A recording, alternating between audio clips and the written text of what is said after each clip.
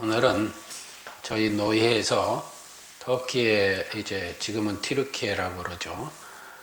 성지순례라고들 하지만 저는 항상 유적지 탐방이라고 이렇게 생각을 하고 있습니다. 이제 다녀온 길도 있고 하여서 오늘 이 사도행전 1장 1절로 11절을 통하여서 그 내용과 함께 은혜를 나누고자 합니다. 저는 거기 가서 유적지를 돌아보면서 느낀 것이 그 많은 사람들이 고통 속에서도 박해 속에서도 굴하지 아니하고 동굴 속에 숨어들어서 동굴교회를 조성을 하고 한평남짓한 그러한 동굴 가족 단위로 파서서 생활을 하면서 신앙생활을 했다는 게 믿기지가 않아요. 왜? 그 내용들을 보면은 실상 그 바위산에 올라가기도 힘든데 어떻게 그렇게 하고 신앙생활을 했을까 하는 걸 생각하면서 이 모든 것은 예수 그리스도의 부활 성천을 목격한 이들이 있기 때문이다 해서 저는 그걸 돌아보면서 그들이 목격자라면 터키 유적지를 돌아보고 있는 우리들은 그들의 삶의 궤적을 또 삶의 발자취를 돌아보는 목격자가 아닌가 하는 생각을 가져서 오늘 또 이 제목을 목격자 이렇게 해서 은혜를 나누고자 하는 것입니다. 오늘 본문 말씀에 보면은 예수님이 십자가에 못 박혀 죽으셨을 때 사실상 제자들은 공포와 두려움 속에서 뿔뿔이 흩어져서 생업으로 돌아가서도 그들은 공포와 두려움 속에 살 수밖에 없었습니다. 그런데 예수님께서는 언약대로 부활하셔가지고 제자들을 찾으셨죠. 그리고 에이렌의 힘인 너에게 평강이 있을지어다 라고 하시면서 예수님이 그들에게 가르침을 주시는데 오늘 본문을 보면은 40일 동안 저희에게 보이시며 했습니다. 그러니까 예수님이 십자가에 죽으셨는데 죽으신 예수님이 살아오셔가지고 40일 동안 제자들과 함께 살았다는 거예요. 그러니까 예수님의 부활을 직접 목격한 사람들이 누구예요? 사도들이고 제자들이에요. 그러니 그들이 얼마나 놀랬겠어요. 그러니까 그들이 말합니다. 이스라엘의 회복하심이 이때니까. 그러니까 자기들이 고대하던 로마의 박해로부터 해방되는 날이 이 날일까? 이런 생각도 가졌을 거예요. 그런데 예수님은 때와 기한은 아버지 하나님께 있다라고 말씀하십니다. 그러면서 예수님께서 하시는 말씀이 온 유대와 사마리아와 땅끝까지 이르러 내 증인이 되리라. 이게 되라가 아니라 너희가 그와 같이 증인이 된다 이 말이에요. 그게 하나님의 은혜 가운데 그들을 예수님이 십자가에 달리셨을 때 뿔뿔이 흩어진 제자들을 무슨만을 본 게 아니고 하나님께서 그들을 선택하시고 그들을 통하여 생명을 구원하시는 일을 이루시겠다는 이러한 언약과 확약이 증거로 말씀해 주시는 거예요. 그리고서 그들이 보는 데서 그냥 올리고 가신 거예요. 여러분 상상을 해보십시오. 또 깊이 생각을 해보십시오. 여러분 주위에서 이러한 일이 일어났다면 여러분은 어떤 생각을 가지겠어요? 예수님이 십자가에 고난 당하신 그 광경만 생각했을 때는 모든 것이 무너지는 것 같았지만 부활하시고 오셔서 40일 동안 우리와 함께 생활하시고 분부하시고 보는 데서 하늘로 올라가셨어요. 그런데 그것으로 끝나지 아니하고 그 광경을 바라보고 있는 제자들을 향하여 천사들이 야 너들 뭐해? 왜 하늘만 쳐다보고 있어? 너들이 보고 있는 이 광경 그대로 예수님이 다시 오실 거야. 그러니 이 제자들이 결단이 어떻게 되겠어요? 그래서 우리가 누누이 말씀드리지만 그들이 오순절 성령을 받기 위해서 그냥 모였다는 게 아니고 그러한 놀라운 광경을 목격한 목격자들이기 때문에 그들은 그 이후로는 생명이 두렵지 않았던 거예요. 자신들이 어떻게 살 것인가가 아무런 의미가 없는 거예요. 오직 어떻게 예수 그리스도 안에서 하나님 나라만을 동경하며 살게 되는 결단을 했다는 거예요. 따라서 우리는 예수 그리스도의 승천을 목격한 제자들, 사도들이 순교하고 또 초기 기독교 신앙인들이 그러한 사도들의 가르침을 받고 그 목격자들의 가르침을 받은 그들이 로마 주변의 카타콤이나 이 터키의 가파도기아 같은 동굴교회 같은 이런 데에 숨어 들어가지고 박해를 피해 신앙생활을 했다는 거예요. 근데 우리는 까마득한 역사 속에 지난 세월이기 때문에 잊어버리고 성경을 통해서만 보기 때문에 아, 그랬는가 보다 이런 생각을 가지기 쉽잖아요. 그러나 그 당시 승천하시는 예수님을 목격한 제자들은 어땠을까요? 그들은 자기들이 그 감격적인 것을 체험하고 그로 인하여서 우리가 어떤 환난이나 핍박이 와도 우리는 이것을 이겨낼 수 있다는 신앙의 확신과 힘을 갖게 된 거예요. 그래서 베드로는 십자가에 거꾸로 매달려 순교했고, 안드레는 그리스에서 엑스자인 십자가에 순교했고, 바돌로메는 껍질이 벗겨지는 고문을 당하는 순교를 했고, 요한만이 자연사했다지만 터툴리안의 기록에 의하면은 이 사도 요한도 그 다니엘과 세 친구와 같이 기름가마에 쳐넣어졌는데 아무 이상이 없었대요. 그러니까 그 요한을 끄집어내서 밤모섬으로 유배시켰다라는 기록이 있어요. 그게 전승 또는 유전으로 전해오는 거니까 우리가 그럴 수 있나 사람이? 그런데 터툴리안 일대 교부가 거짓을 말했을 리는 없거든요. 그렇기 때문에 저는 그걸 믿고 싶어요. 왜?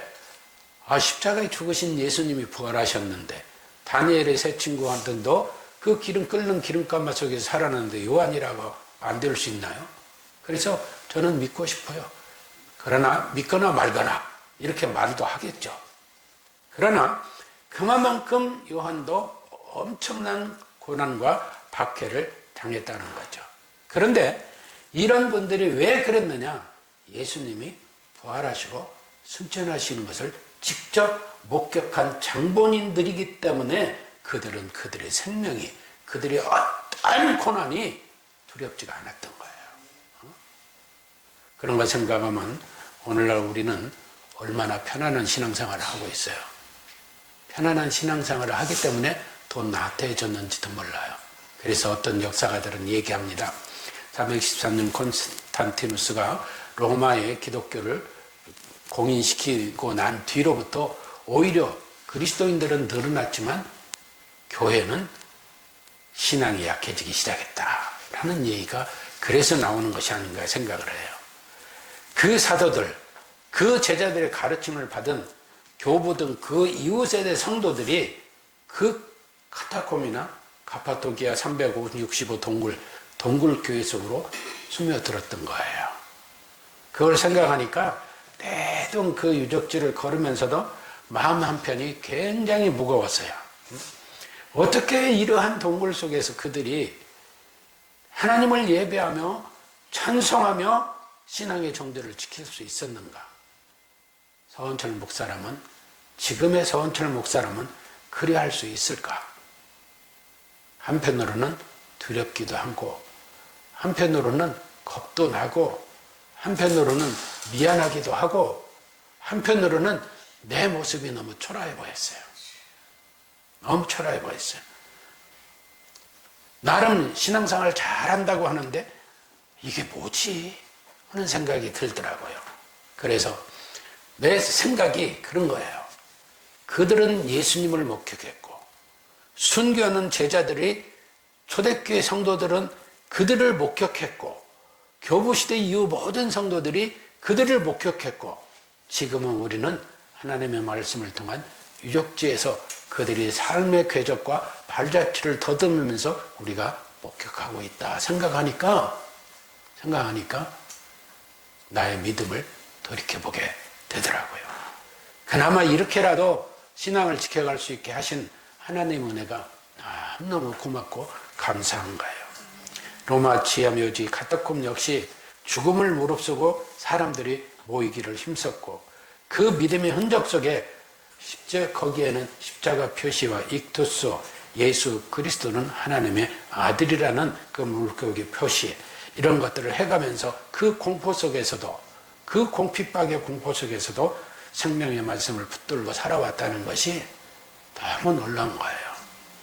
그런데 이러한 그 365 동굴교회나 또는 그 지하 동굴교회, 그 안반 속에, 뭐라고 해야 되나, 바위산 속에서의 동굴교회들을 보면서 카타콤이나 그곳이나 얼마나 이들이 그 로마의 핍박 속에서도 그런 신앙생활을 이어오는데 힘들었을까 하는 생각을 하니까 한편으로는 마음이 울적해지기도 하더라고요.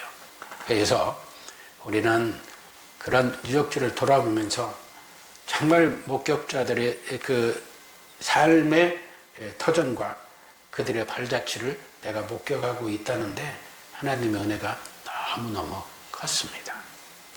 그러면 저는 생각해 봤어요. 하나님, 어떻게 살아야죠?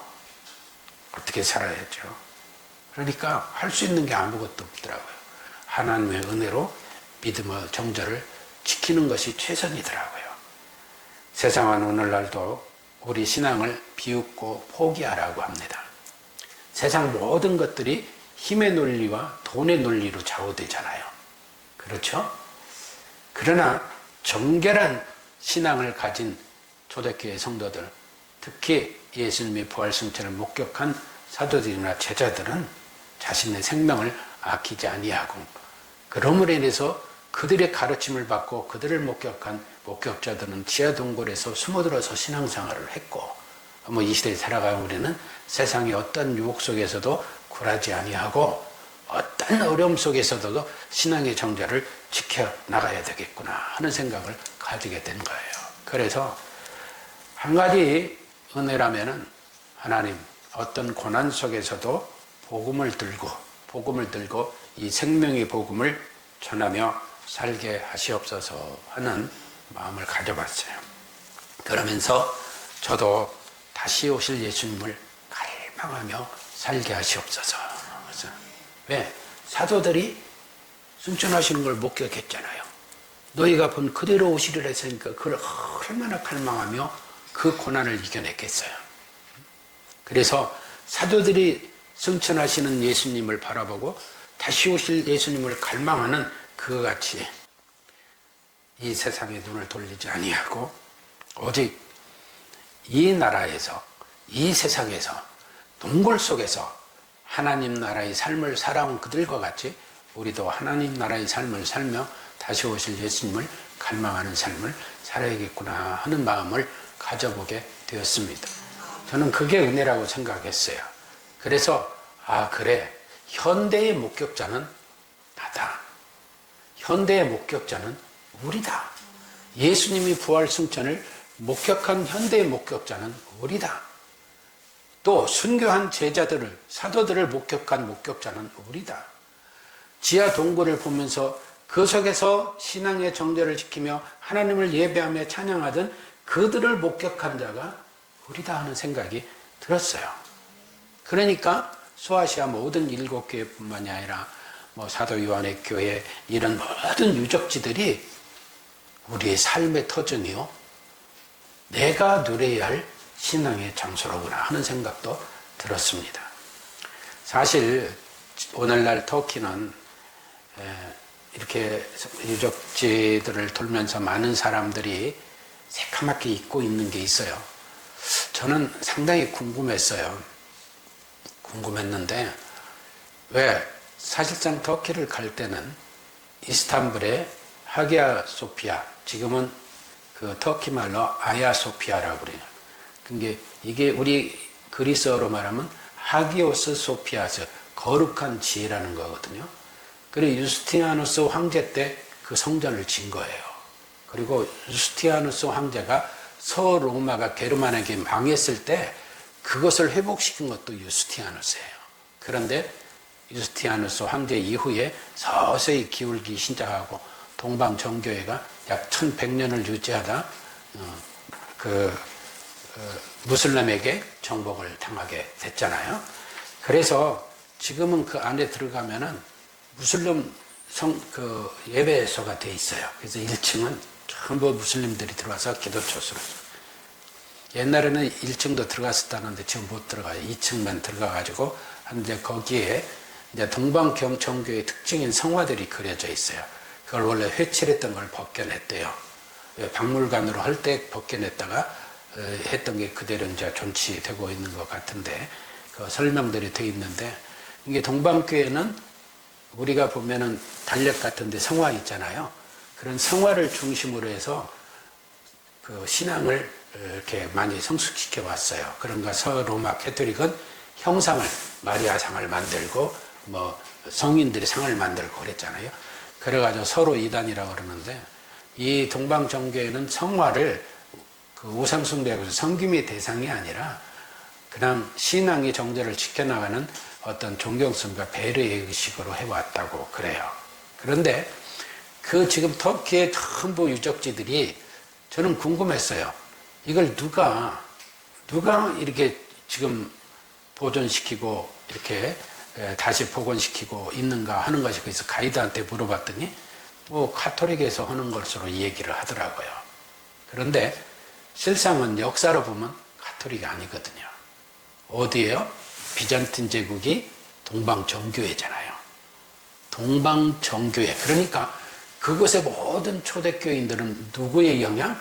동방정교의 영향을 받았다는 거예요. 그래서 이리저리 저도 찾아보고 생각을 하고 했는데 1054년에 로마 카톨릭과 동방정교회가 분리되어져 돼서 나눠지게 되었습니다만은 동방정교회 즉 비잔틴 제국이 망할 때도 사실상 서로마에서 지원병이 오기를 바랬대요. 십자군 전쟁도 그렇게 많이 하고 하던 저기가 오지를 않았어요.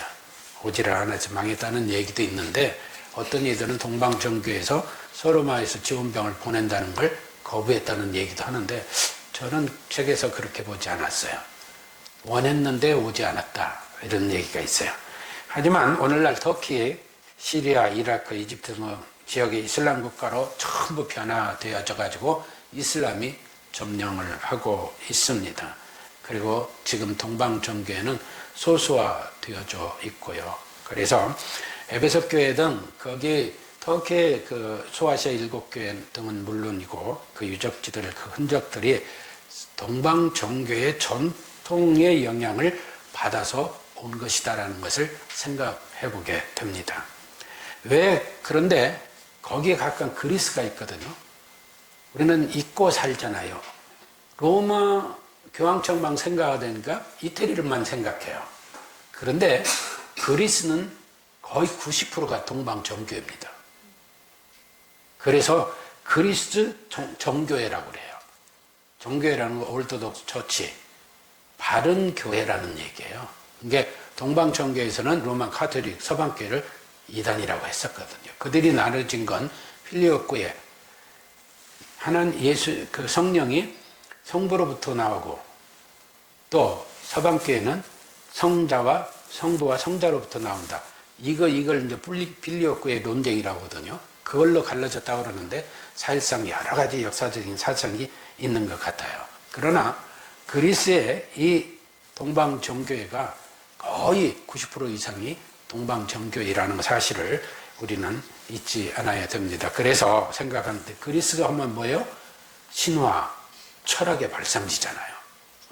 거기에 기독교의 즉 동방정교회가 깊이 뿌리 내리고 있고 지금도 그 핵심으로 활동하고 있다는 게 그나마 참으로 위로가 되는 거예요. 그리고 터키는 이제 무슬림화 됐으니까 마호메트 2세가 1453년에 비잔틴 제국을 정복하면서 이제 무슬림 국가가 됐잖아요. 그런데도 불구하고 그들은 세속주의라고 그래요. 무슬림에서 이방 종교를 다 세속주의라고 그러거든요. 자기네만 신앙이 있다고. 그런데 그래서 종교의 자유를 인정을 하는데 거의 개신교는 거의 없고 그래도 동방정교회 총대주교청이 터키에 있대요. 저는 거기를 가보고 싶었는데 못 가봤어요. 우리 코스에 안 돼 있어서 좀 아쉬웠어요. 저는 유적지도 유적지지만 유적지는 인터넷 보면 다 나오는데 그 동방정교회가 어떻게 활동하고 있는가 좀 궁금했어요. 그런데 우리 계획에는 그게 없어서 못 들려봤는데 총대주교가 거기 있는데 로마 교황청은 교황이 있잖아요. 교황이 전 세계 가톨릭의 우두머리예요. 근데 동방정교회는 우리 개신교 같이 각자 도생해요. 그러나 한 형제로 통치가 아니라 이렇게 연결체제는 돼 있죠. 그 총대빵이 터키에 있다는 거죠. 그리고 러시아의 동방정교회가 80% 이상이 정교회로 알고 있어요. 거기도 거의 8, 90%가. 그런데 이런 걸 생각하면서 뭘 생각했느냐. 기독교가 그 유대인들의 핍박 속에서 이렇게 고난을 받았잖아요. 로마의 핍박 속에서 카타콤과 이 동굴교회, 360의 동굴교회 이런 데 숨어들어서 신앙생활을 했잖아요. 그렇잖아요. 그런 생활을 하고 그러한 모든 이 역사 속에서도 이 동방정교회라는 교회가 공산당에서도 살아남았다는 거. 물론 약간 변형은 됐겠죠. 러시아 가면 동방정교회가 굉장히 많습니다. 교인도 많대요. 근데 아마 정치하고 야합이 돼서 어떻게 되는지는 모르겠어요. 저는 모릅니다. 그거 모르는데 아무튼 러시아에 동방정교회들이 뚝뚝 솟아 있거든요. 그래서 러시아는 그렇다 하더라도 그리스가 90%가 동방정교회가 아직 존치되고 있다는 거. 그것이 다 이런 동굴교회나 이런 데 다 살아남은 사람들. 그런 사람들의 목격자로 이어져서 그런 것이 아닌가. 우리는 서방교회로부터 로만 카톨릭으로부터 종교개혁을 해서 개신교가 나왔지만 그 모든 우리도 그들의 삶의 역사를 통한 목격자가 되어지고 있다는 것이죠. 사랑하는 성도 여러분, 터키의 기독교 유적지의 소아시아 7개나 가파도키아의 성요한교회 등 보존 사업들이 많이 일어나고 있다고 그래요. 그래서 제가 한번 찾아봤어요. 도대체 그 유적지들을 누가 보존하고 복원하고 있는가? 그랬더니 무슬림 국가라 방치하는 줄 알았더니 아니에요. 기록에 보니까 터키 정부 문화관광부 또는 지방정부에서 중요한 역할을 하고 있고 또 서방교회 국제 기독교 단체에서도 하고 있고 그 다음에 동방정교회 또 그리스, 러시아 정교회 등도 그렇게 거기에 관심을 가지고 있고 유네스코 및 국제문화기구에서도 관심을 가지고 있다고 합니다. 우리는 로마 서방교회만 생각하고 동방정교회는 완전히 사멸된 듯 생각하고 잊어버리고 사는데 저는 그러고 싶지를 않았어요. 오히려 서방교회 로마 카톨릭이 동방정교회 비잔틴 제국을 십자군 전쟁을 하면서 수탈도 했잖아요. 그런 걸 생각하면은 동방정교회 신앙이 우리 개신교 입장에서도 그냥 덮어놓고 지나갈 일만은 아니다 라는 생각도 한번 가져보게 됐습니다. 그리고 거기 터키에는 서만학교회 폴리갑 일대 교부인 폴리갑이 순교한 교회가 있기도 하잖아요. 요한계시록에도 나오는 서만학교회. 그래서 우리는 생각해 봅니다. 사실 요즘 많은 사람들이 신앙 안에서 점점 낙태해지고 신앙이 식어가고 모든 것이 나를 생각하다 보니까 신앙생활이 힘들어지다고 생각하잖아요. 저는 그것을 보면서 참 우리는 행복자다. 누구 덕에? 그분들 덕에. 그 수많은 대대로 목격해 오면서 신앙의 정절을 지켜오면서 동굴 속에서도 예배하며 찬양하며 신앙생활을 지켜왔던 얼마나 참혹했겠어요. 생각해 보세요. 보면 눈을 뜨고 싶지 않았어요. 정말. 그 다니면서도 웃으면서도 정말 너무나 긴장되더라고요. 그런데 그런 현장을 목격한 우리, 이제는 우리가 목격자로서 그 신앙을, 그들에게 받은 신앙을 그들이 목격해온 신앙을, 우리가 목격해온 신앙을 우리 이웃이나 가족들이나 자녀들에게 가르치면서 예수 그리스도의 다시 오심을 갈망하도록 하는 삶을 살게 하는 일에 기도에 힘써야 될 줄로 믿습니다. 이 일에 우리는 그들은 목격자고 우리는 아니야가 아니라 제자들, 사도들이 목격했고 교부들이 목격했고 수많은 초대교회 이후 교부시대 이후 동굴교회 신앙인들이 목격했고 또 그들의 발자취, 삶의 궤적을 우리가 목격했고 이제는 우리는 어떠한 현상이 일어나도 그 터전이 다 지진으로 무너졌다 하거든요. 그래도 그들의 7교회가 우리 가슴속에 살아있다는 사실을, 그래서 우리가 삼위일체 하나님이 내주하시는 하나님 나라의 교회라는 걸 생각하면서 이걸 우리가 이웃과 가족들과 또 자녀들에게 가르치며 또한 그들이 목격하며 살 수 있도록 신앙의 발자취를 남겨야 될 줄로 믿습니다.